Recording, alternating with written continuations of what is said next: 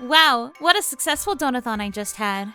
Well, luckily I get the chance to take a little break, so let me just settle in at my computer. Oh boy, first day that I really get to relax and have a good time. But let me just check my email real quick and make sure I didn't miss anything. Oh my god, PQube Asia! Unfollow me now. This is gonna be the only thing I tweet about for the next week. I've wanted this for years. Flick.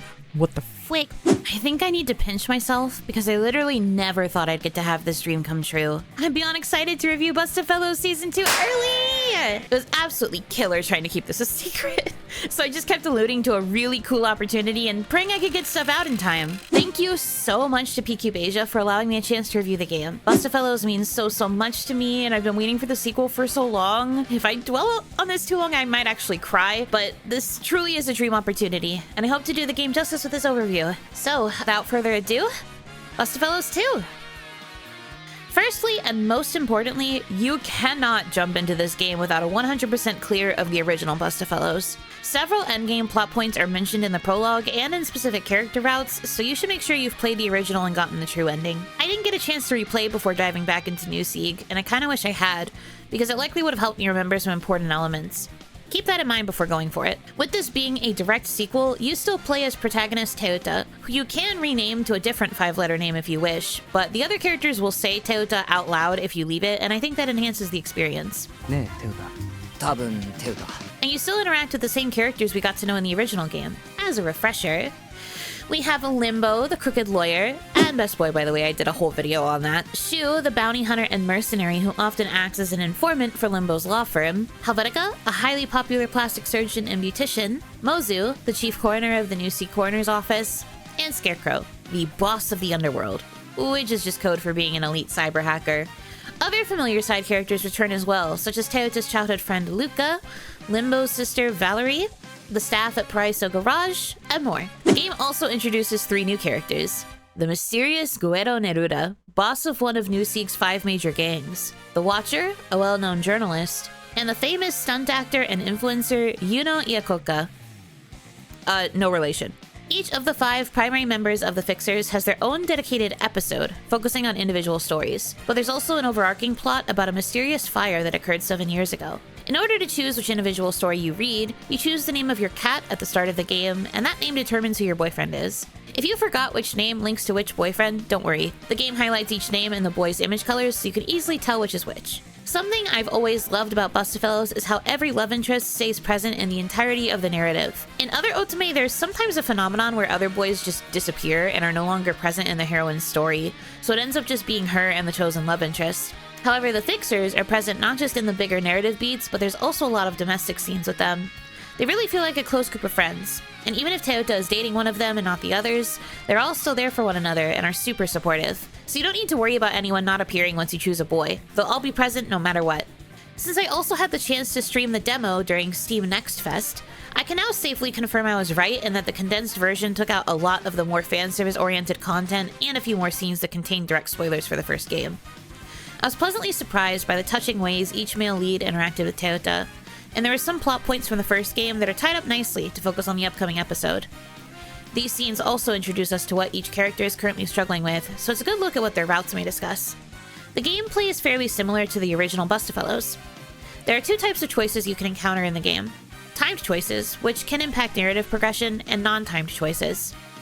However, even though some choices have a time limit, the game also has a rewind feature so you can go back and choose a different option by accessing the log, or by utilizing the new timeline feature to go back to an earlier scene and replay it to make new choices.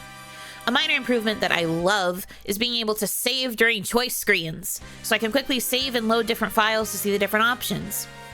In terms of replayability, it's also very useful that the game has the option to skip all red text until the next choice, and I use this a lot during the prologue so I can unlock each boy's route. It will stop whenever there's unread text or movie cutscenes, so you also don't have to worry about missing any differences as you make your choices to get a new ending. Speaking of choices, this game also has a minor sound effect difference when you make plot-crucial choices to tell you whether you're on the right path. In the first game, it was based on the choice lighting up in your boy's image color, and I remember really struggling with that in Limbo's route since his black was quite similar to the choice box's gray. But in this game, it's an audio cue, which is super useful so you know if you need to rewind. I love that we get to see the characters in new clothes and hairstyles to suit the new season. I also enjoy how the character sprites are highly expressive, and you can see every minor expression change in reaction to dialogue even when that character isn't speaking. The backgrounds have slight animation to them, such as fire crackling or screens glowing or scrolling with text, which makes each location feel a little more vibrant than if they were static. I enjoyed unlocking CGs as well, because they always have a variety of expressions. It's like getting 10 images in one at times with all the different variations, and it really helps each route feel like you're watching a movie. I can't talk too much about the events of each route, as I don't want to spoil you, but I can say that the primary focus is change or end. This theme looks different for each character and their personal story, but it's interesting to see how events unfold for them and for Toyota as well. I love that the game is once again fully voiced, as I feel the voice cast does a wonderful job bringing each character to life. I especially love Yui Kondo-san's work as Toyota, as it's rare for an Otome heroine to also be fully voiced. I enjoy when the heroine feels like an independent character, so I have a lot of fun listening to the energy she brings to both Toyota and the overall narrative. However, one thing I wish they could have changed is their approach to voice lines being said in the background or overlapping other characters. As it is now, you can only see the translation for those lines when accessing the log and scrolling up to read and re-listen. And while it's nice they're translated at all, this is a feature I actually didn't know about when I first played the original game that was once again not brought up in this one. If you know Japanese well enough, it's not always a problem, but I think having a quick notice or tip in the helper settings guide would be beneficial. Another thing I wish was included was a sense of length. When you save the game during a route, it will simply tell you episode of Limbo, for example, but the timeline feature will actually number each scene as its own thing. I never really understood how far I was within a route until I looked at the timeline and saw things like number 20 next to a scene I'd play through. What do you mean 20? And there's still more? It's definitely difficult to keep track of the time or story length when you can't actively see the numbers on your save, which also means you have to simply remember the context before progressing. I don't have much criticism about quality of life features besides those, though another small wish I have is for a way to save my favorite voice lines for personal reasons. But since we can replay scenes at any time via the timeline feature, it doesn't actually affect my experience. I also noticed that some CGs felt slightly off model, and it felt like there were some routes that had long stretches of time before any romantic CGs appeared. But BUSTAFELLOWS has always been a more plot-heavy otome, so this isn't something I hated, just something I noticed. I once again marvel at just how much content is put into each route. I tend to play rather slowly because I simply enjoy the ride, but even after having early access to the full game, I've only completely finished Limbo and Shu's routes. I'm still in the middle of Helvetica's, and I haven't gotten to Mozu or Scarecrow yet. However, I did play through the prologue 5 times in order to unlock every route, so I guess I have a really good grip on the beginning of the game? But let's be real. Are we surprised that Limbo Lover number 1 finished Limbo's route first? We shouldn't be. Each route has 2 endings, good and bad. If you're curious, I got Limbo's bad ending first, so that was a bit embarrassing for me. On top of the full route and 2 different endings, you can also unlock a short extra episode that usually focuses on a romantic moment between Toyota and that route's love interest, told from the love interest perspective. There's a lot of game to experience, so take your time and enjoy your visit to New Sieg at your own pace. Oh, this might be obvious, but it's still important to mention. You do get some fan service with the 3 new characters, but they are not dateable. One's married with a child, another is a borderline idol of an influencer, and the Watcher...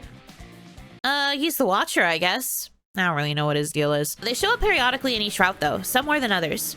At least where I'm at right now, I feel like I see Guido more than I see Watcher or Yuno, though Yuno is kind of a close second. I also want to take a quick moment to highlight the localization. PQube is a UK-based company, but they actually do a pretty good job with Americanized slang. All of the characters talk as colloquially as they need to in order to suit their usual speaking style.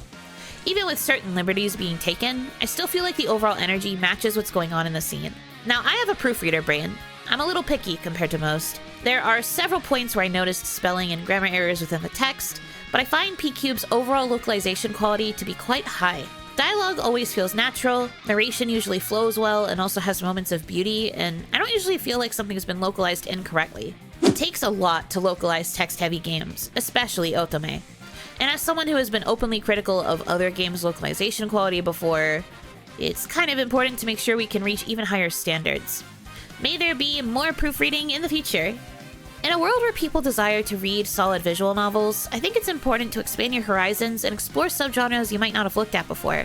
BUSTAFELLOWS has always been more plot-focused than romance-focused, so I honestly think it's a terrific game for any audience that enjoys a good story. Even in this sequel, which is truly a sequel and not what one would consider a fan disc, the romance is only slightly more prevalent than it was in the first game. I think you can easily enjoy the story of these characters and their romance no matter who or where you are in life. New Sieg is such a vibrant place, and anyone can truly be themselves there, so you're always welcome. If you were to ask me if I recommend you pick up BUSTAFELLOWS Season 2, I'd obviously give it a resounding yes. If you played the original, then this is definitely a must-have. If you haven't, play the original first before diving into this one. This is the best way I can possibly think of to spread my BUSTAFELLOWS agenda, and I really hope that if this game can become successful, we may eventually see a release of Sidekicks Beyond.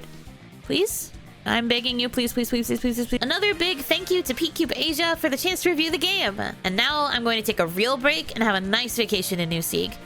If you are wanting to check it out, both the first game and the sequel are available on Steam and the Nintendo Switch, with free demos available for the prologues. And if you liked this video, please give it a thumbs up and leave a comment. Thank you so much for choosing to spend time with me. I hope you have a good rest of your time zone, and until I see you again, Yunotsu!